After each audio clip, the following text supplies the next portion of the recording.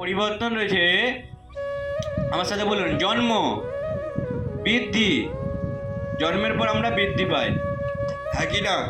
জন্মের পর আমরা আস্তে আস্তে বাড়তে থাকি না, বৃদ্ধি। তারপরে স্থিতি, কিছুটা সময় স্থিতি একই রকম থাকে, তারপরে যখন দেখবেন 30 থেকে 40 বছর পর্যন্ত একই রকম থাকে।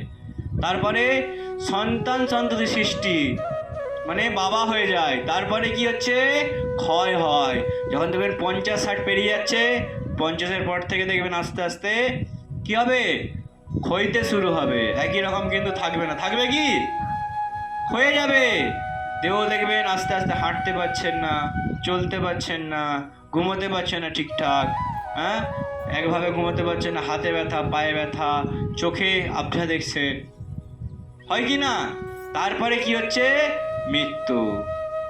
আপনাদের যেমন নতুন বাড়ি রয়েছে, বাড়িটা যখন পুরনো হয়ে যাবে, বাড়ির টালি চাল থেকে দুম দুম করে জল পড়ছে, টালিটা ভেঙে যাচ্ছে, হ্যাঁ, একদম বাড়িটা একদম ভাঙা অবস্থায়, যে কোনো মুহূর্তে যদি কোনো রকমের ঝড় হয় বাড়িটা ভেঙে যেতে পারে।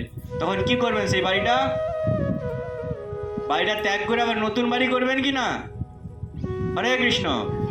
হ্যাঁ, নতুন বাড়ি করবেন কি না? সেই রকমই আমাদেরও এই দেহ ত্যাগ করে আবার একটা দেহে নতুন বাড়ি যেতে হয়, হয় কি না? আমরাও কিন্তু এই দেহটাকে ত্যাগ করে আবার একটা পুনরায় নতুন বাড়ির খোঁজ করবো বা সঞ্চয় করব, করার পর সেই বাড়িটা আমরা চলে যাব, হয় কি না? এইটাই প্রকৃতির নিয়ম। আমরা কিন্তু একই রকম থাকবো না আজ জীবন, দেহের পরিবর্তন হবেই। তাহলে কি কি বললাম?